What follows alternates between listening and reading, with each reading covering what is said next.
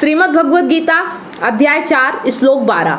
और जैसा कि हमने श्लोक 11 में समझा था कि श्री कृष्ण कह रहे हैं कि जो मुझे जैसे भजता है मैं उसको उसी रूप में भजता हूँ, है ना। मुझे जो जिस रूप में देखता है मैं उसे उसी रूप में मिलता हूँ। लेकिन आज के श्लोक में कह रहे हैं, क्या कह रहे हैं, आइए देखते हैं। इस मनुष्य लोक में कर्मों की सिद्धि चाहने वाले लोग देवताओं की पूजा किया करते हैं, क्योंकि मनुष्य लोक में कर्मजा सिद्धि शीघ्र मिल जाती है। प्रकृति को जो पूजोगे पदार्थ ही तुम पाओगे, काम पूरे हो जाएंगे अधूरे तुम रह जाओगे। आज कह रहे हैं कि तुम मुझे पूजते ही कहाँ हो। मतलब कल क्या बोला था कि तुम जिस रूप में पूजोगे मैं उस रूप में मिलूंगा, तुम जैसे भजोगे मैं वैसे भजूंगा, ठीक है। लेकिन आज कह रहे हैं कि तुम मुझे भजते कहाँ हो, तुम तो प्रकृति की पूजा करते हो, तुम प्रकृति को पूजते हो। तो सबसे पहले समझ लेते हैं कि लोग कृष्ण को क्यों नहीं पूजते हैं, पहली बात ये, और प्रकृति को क्यों पूजते हैं। ये दोनों बातें हम स्पष्ट रूप से समझ लेते हैं। जो इंसान चलता है ना, वो प्रकृति के 3 गुणों के कारण चलता है। कौन कौन से गुण होते हैं, ठीक है, तमस, रजस और सात्विक गुण। ये 3 गुणों के चलाए ही इंसान चलता है। प्रकृति के 3 गुणों के कारण ही एक मनुष्य चलता है, ठीक है। तो इसमें से अगर हम समझें कि तमोगुण क्या है, तो तमोगुण, वैसे तो तमसा को अंधकार भी कहा जाता है। तो जो व्यक्ति तमोगुणी होता है वो व्यक्ति कैसा रहता है, या तो सोया सुसुप्त रहता है, जड़ रहता है, या वो दिन भर नशे में रहता है, होश ही नहीं है उसको। तो ये हो गया तमोगुणी। तो तमोगुणी जो व्यक्ति होता है वो किसी का भी गुलाम नहीं होता, किसी की भी पूजा नहीं करता, है ना, क्योंकि उसका होश ही नहीं रहता, वो किसी से कुछ चाहता ही नहीं है, क्योंकि उसे सिर्फ नशा चाहिए, उसे सिर्फ बेहोशी चाहिए और उसी में मस्त रहता है। और जो रजोगुणी होता है, जो रजोगुणी होता है वो उसकी पूजा करता है जिससे उसे लाभ मिलता है। अगर उसे प्रकृति से लाभ मिलता है तो प्रकृति की पूजा करेगा। पहले जैसे कि प्रकृति में सूर्य की पूजा करना, है ना, चंद्रमा की पूजा करना, पहाड़ की पूजा करना, नदियों की पूजा करना, क्यों, क्योंकि इनसे उसे कुछ मिलता था, कुछ लाभ होता था। गायों की पूजा करना, हाँ, गायों की पूजा करना। तो इस तरह से वो प्रकृति की पूजा करता है क्योंकि उसे मिलता है। लेकिन आज के समय में जो व्यक्ति रजोगुणी है वो अपने बॉस की पूजा करता है, अपनी फैक्ट्री की पूजा करता है, क्योंकि कहीं ना कहीं से उसे कुछ लाभ मिल रहा है। तो इसका मतलब ये नहीं है कि वो व्यक्ति किसी का गुलाम नहीं होता, है ना, वो आज़ाद नहीं होता है। जो किसी की पूजा कर रहा है, किसी के आगे झुक रहा है, इसका मतलब वो घुटनों के बल पे है, वो हमेशा झुका हुआ रहता है, हमेशा दबा हुआ रहता है। तो ये हो गया रजोगुणी व्यक्ति। अब बात करते हैं सतोगुणी व्यक्ति कौन होता है, सात्विक। तो सबसे पहले ये समझना है कि जो तामसी व्यक्ति होता है उसकी कोई कामना ज़्यादा होती नहीं है, ठीक है। लेकिन रजोगुणी होता है वो कामनाओं के पीछे भागता है और देवी देवताओं की भी पूजा इसीलिए करता है ताकि उसकी मनोकामना पूरी हो सके, ठीक है। वो कृष्ण की पूजा नहीं करता, वो प्रकृति की या ऐसे लोगों की जिससे उसे कुछ लाभ मिल रहा होता है।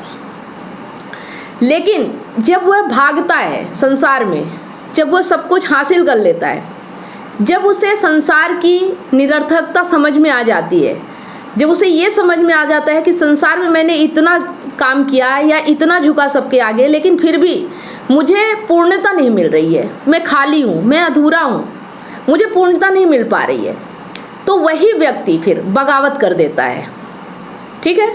वही व्यक्ति जो इस चीज़ का बगावत करता है कि ये सब चीज़ें व्यर्थ है, इनसे कुछ नहीं मिलने वाला, इनसे कुछ हासिल नहीं होने वाला, वही व्यक्ति सतोगुणी बनता है, ठीक है। तो यहाँ पे एक चीज़ समझना है कि सतोगुण या सत्य आत्मा जैसा कुछ होता नहीं है, है ना। और ये वही है जो रजोगुण की निरर्थकता समझ में आने के बाद जो प्रकट होता है, या कह लो कि जिस चीज़ की अभी तक वो पूजा कर रहा था, जिस चीज़ के पीछे वो भाग रहा था, उन्हीं चीज़ को नकारना या उसी झूठे ज्ञान को हटाना ही सतोगुण कहलाता है, आत्मज्ञान कहलाता है। आ रहा समझ में। तो यहाँ पे एक चीज़ ये समझने की है कि बिना सतोगुण के रजोगुणी संसार में तो संसार पा सकता है, लेकिन बिना रजोगुण हुए, मतलब बिना संसार को पाए सतोगुण नहीं हो सकता, क्योंकि सतोगुण नकारने का नाम है। वहाँ कुछ जोड़ा नहीं जाता, वहाँ हटाया जाता है। और जब तुमने कुछ जाना ही नहीं, तुम्हें किसी चीज़ से कोई प्रॉब्लम ही नहीं है, तुमने समझा ही नहीं, तो तुम नकारोगे किसको, है ना। सतोगुण आता ही है नकार से, विरोध से। आ रहा समझ में। और इसीलिए कहा जाता है पहले के समय में कि जो व्यक्ति 25 साल से 50 साल तक उसे दिए जाते हैं कि जाओ संसार के थपेड़े खाओ, जूते खाओ, ताकि तुम्हें समझ में आए कि संसार की निरर्थकता क्या है। अगर उसे सही चीज़ समझाई जाए कि तुम जिस चीज़ के पीछे भाग रहे हो, इस चीज़ से तुम्हें कुछ नहीं मिलने वाला, तो वो इतनी आसानी से समझता नहीं है ना। और इसका दुर्व्यवहार भी हुआ है कि अगर उसे ये चीज़ बता दी जाती है तो कि संसार निरर्थक है, तो एक चीज़ उसके साथ ये होती है कि वो ऊपर उठने की बजाय एकदम नीचे गिर जाता है। मतलब फिर वो तमोगुणी बन जाता है, या तो नशे में रहेगा, बेहोश हो जाएगा, मतलब कुछ करना ही नहीं है। जब कुछ मिलता ही नहीं तो कुछ करूँ क्यों, है ना। पर वो बहुत कम लोग होते हैं जो ऊपर की ओर उठ पाते हैं, जो विरोध कर पाते हैं। तो यहाँ पे आपको स्पष्ट हो रहा है कि आत्मज्ञान, कृष्णत्व, ये सब क्या है, कैसे पाया जाता है। जो व्यक्ति संसार को पाता है, कम से कम ये तो है कि वो तमोगुणी जैसा बेहोश नहीं है। जो रजोगुणी है कम से कम कुछ तो कर रहा है कि चलो संसार को ही जीतने का प्रयास कर रहा है, मेहनत कर रहा है, ठीक है। ये चीज़ उसमें अच्छी होती है कि भाग रहा है। और जब वो भागेगा तभी तो उसे समझ में आता है ना कि संसार बेकार है।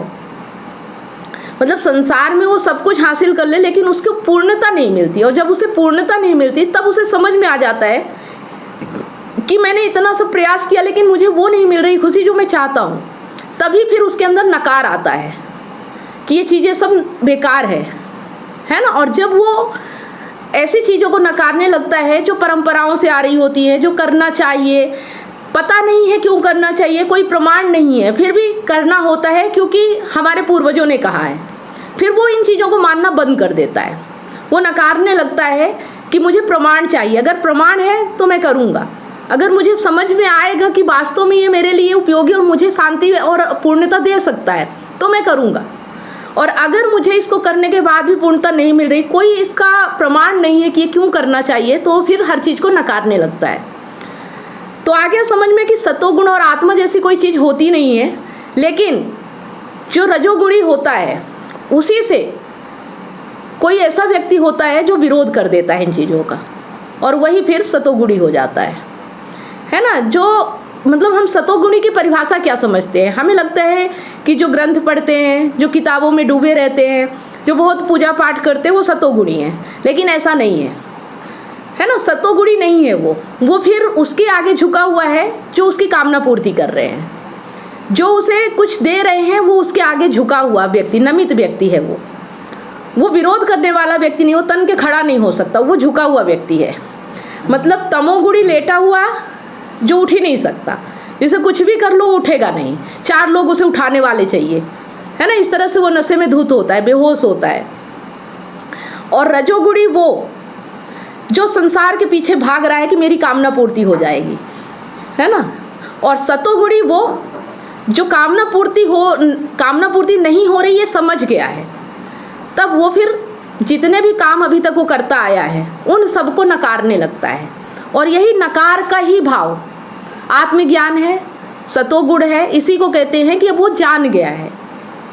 आत्मज्ञान मतलब कि अब वो समझ गया है ना। स्पष्ट हो गया ना कि आत्मज्ञान क्या होता है। अभी तक हम सोच रहे थे कि आत्मज्ञान कुछ अलग से कोई चीज़ होती होगी। आत्मज्ञान वही है कि जान जाना कि तुम जो चाह रहे हो, जो कामना है, उससे तुम्हें वो नहीं मिलने वाला जो तुम चाहते हो, है ना। और हर आदमी पूर्णता चाहता है, हर आदमी शांति चाहता है, लेकिन आज तक संसार का कोई ऐसा व्यक्ति बता दो जो कुछ भी करके पूर्णता प्राप्त हो गई हो उसे।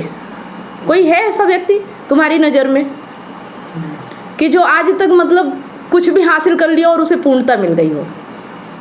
पूर्णता जब खुद की कामना के लिए आदमी भागता है तब नहीं आती, ठीक है। लेकिन जिस दिन से वो कामना छोड़ के और फिर संसार में कार्य करता है, जिस दिन से वो किसी का गुलाम नहीं रहता, क्योंकि उसकी अब कोई कामना नहीं है, अब कोई उसे झुका नहीं सकता है ना। वो किसी के आगे इतना आसानी से झुकता नहीं है, क्योंकि अब उसे किसी से स्वार्थ नहीं और जिस दिन ये निस्वार्थता आती है, निष्कामता आती है, उसी को आत्मज्ञान कहते हैं। किसी भी व्यक्ति को देखा होगा, जब दो व्यक्ति लड़ते हैं ना, तो फिर थोड़ी देर लड़ने के बाद वो समझौते कर लेते हैं। क्यों? क्योंकि उन्हें याद आ जाता है कि अभी जो लड़ाई हुई वो तो ठीक है, लेकिन बाद में मुझे इस व्यक्ति के साथ काम क्या पड़ने वाला है। वो तुरंत सहमत हो जाते हैं समझौता करने के लिए। लेकिन जो सतोगुणी व्यक्ति होता है, वो कभी किसी के आगे झुकता नहीं और किसी से समझौता नहीं करता। अगर वो डट गया है, अगर वो भिड़ गया है, उसने विद्रोह कर दिया है, तो इतनी आसानी से वो समझने वाला नहीं है। मतलब वो समझौता किसी से करता ही नहीं, क्योंकि उसके स्वार्थ खत्म हो चुके होते हैं। वो किसी से कुछ स्वार्थ नहीं करता, वो प्रकृति से कुछ चाहता ही नहीं है। ठीक है, प्रकृति जो कर रही है, जो गुणधर्म है, वो अपने हिसाब से काम कर रहे हैं। वो फिर किसी से कुछ नहीं चाहता है। कामनाएं उसकी निष्काम हो जाती है और फिर उसे उस व्यक्ति को झुका लेना, नवा लेना या उसका यूज कर लेना या उसका उपयोग कर लेना किसी के बस की बात नहीं होती। ठीक है, तो ये होता है सतोगुणी। अब एक चीज़ यहाँ समझना है कि अगर हमें ज्ञान आ रहा है, हम समझ पा रहे हैं कि ये चीज़ें हमें और किसी को बताना चाहिए, तो यहाँ पे आपको कैटेगरी डिसाइड करने के लिए एक चीज़ है कि जो व्यक्ति मदहोश है, पहली बात तो आपसे सलाह लेने आएगा नहीं। क्यों? क्योंकि वो इतना मदहोश है, नशे में है, बेहोश है कि उसे समझ ही नहीं कि ज़िंदगी में क्या करेगा। लेकिन बाई चांस अगर कभी आ भी जाता है तो उसे सिर्फ यही कह सकते हैं कि पहले जा अपनी हालत ठीक कर और संसार में कुछ जाके करके आ, तब तो समझाएंगे ना कि तुझे आगे क्या करना है ना। और रजोगुणों में भी वो व्यक्ति जो संसार से सब कुछ करके थक चुका है, अब उसे समझ में आ गया है कि ज़िंदगी व्यर्थ है, फालतू भाग रहा था, फिर उसे समझाया जा सकता है कि अब आगे तुझे क्या करना है और कैसे करना है। वो सुनेगा आपकी बात। इससे पहले आपकी बात कोई नहीं सुनता है। अगर हम बात करें कि 20-25 साल का अगर युवा है, उसे हम गीता समझाने जाए ना, तो वो पहले यही कहेगा कि अभी मेरे और भी काम है, पहले मैं उन्हें पूरा कर लूँ, उसके बाद गीता सुनूंगा, है ना। 25 से 50 साल इंसान कामनाओं के पीछे भागता है। 50 या 51 साल में फिर उसके पास अगर गीता लेके जाओ तो तुरंत तैयार हो जाता है। ठीक है, लेकिन मेरा कहना ये है कि ये 25 साल क्यों बर्बाद करने। या तो खुद 25 साल दे के थपेड़े खाओ, दुनिया की लातें सह के, और फिर गीता समझो। और या जिन्होंने समझा है, जिन्होंने समझा दिया है कि संसार की निस्सारता क्या है, उनसे सीख के अपने जीवन को बेहतर बनाओ और निष्काम कर्म में लग जाओ। खुद भी खुश रहोगे और दूसरे भी खुश रहेंगे। तो ये 25 साल इतना स्वर्णिम अवसर होता है, युवा अवस्था होती है, जो आपके अंदर ताकत होती है, जवानी होती है, उसे क्यों व्यर्थ में गंवाना। आ रहा समझ में? जी। पर अगर थपेड़े ही खाना है, लाते ही खाना है, तो जाओ संसार में, पहले 25 साल खाओ लाते। आ रहा समझ में? जी। तो यहाँ पे कृष्ण अर्जुन को कह रहे हैं, जैसे अर्जुन बातें कर रहे हैं ना कि स्वर्ग नहीं मिलेगा, लोग क्या कहेंगे, बहुत सारी बातें अभी कृष्ण से कह रहे हैं। तो कह रहे हैं कि जाओ, पहले तुम देवी देवताओं की ही पूजा करके आ जाओ, मैं तो यहीं हूँ, जाओ पहले ये भी करके आ जाओ, और जब नहीं समझ में आएगा तो वापस तो मेरे ही इधर आओगे। जैसे कहा गया है ना कि तुम किसी भी रास्ते से चलो, हर रास्ता मेरे इधर ही आता है, पहले जाओ भटक लो, है ना। आज़ादी दे रहे हैं अर्जुन को कि जाओ पहले देवी देवताओं से कामनाएं कर लो, और जो लोग देवी देवताओं से कामनाएं करेंगे उन्हें वही मिलेगा जो वो चाहेंगे।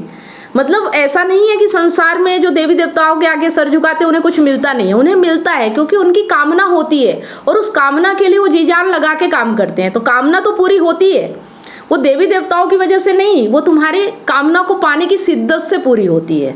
लेकिन कामना पूरी होने के बाद भी तुम्हें पूर्णता नहीं मिलती, बस ये खासियत है। अगर तुम प्रकृति की पूजा करोगे तो कामना तो पूरी होगी लेकिन पूर्णता नहीं मिलेगी। लेकिन अगर तुम कृष्णत्व को समझते हो, समझ जाते हो कि प्रकृति की पूजा करके भी पूर्णता नहीं मिल रही है, तो तुम्हें पूर्णता और शांति मिलती है। ठीक है, तो ये जो मनुष्य लोक है, उनका कहना है, जो सिद्धि चाहने वाले लोग हैं, जो अपनी कामनाओं को चाहते हैं, वो लोग देवताओं की पूजा किया करते हैं, क्योंकि मनुष्य लोक में कर्मजा सिद्धि शीघ्र मिल जाती है। मतलब तुम्हारी कामनाएं जल्दी पूरी हो जाती हैं और ये दिख जाता है तुमको, और इसीलिए तुम उसके आगे नतमस्तक हो जाते हो, झुक जाते हो। सही बात। ठीक है, तो आज का श्लोक समझ में आया? जी क्या सीखा आपने? जी, मैंने ये सीखा कि हम कितना भी प्रयास कर लें, घूम कर जाना तो कृष्ण के ही पास है। या तो अपने से 25 साल की उम्र में समझ लो, है ना, या तो फिर जिंदगी के थपेड़े खा के 50 साल की उम्र में तो कृष्ण पे जाना ही पड़ेगा, कृष्ण का। और नहीं भी जाओगे तो 75 साल में तो वैसे ही चले जाओगे, सबसे मुक्त हो जाओगे। हाँ, तब तो मुक्ति मिल जाएगी। तब भी मुक्ति के बाद भी कृष्ण के पास ही जाना है, कृष्ण। लेकिन अपने जीवन में तुम आनंद कभी प्राप्त नहीं कर पाओगे। जी, दुखी रहेंगे। तो उम्मीद करती हूँ कि इस श्लोक का अर्थ आप लोगों को बखूबी समझ में आया होगा। कमेंट करके जरूर बताएं। अगर कोई सवाल है तो आप कमेंट के माध्यम से कर सकते हैं। वीडियो अच्छा लगा तो लाइक करें, ज़्यादा से ज़्यादा इसे शेयर करें। मिलते हैं नेक्स्ट वीडियो में, तब तक आप सभी लोगों को वीडियो अंत तक देखने के लिए बहुत बहुत धन्यवाद।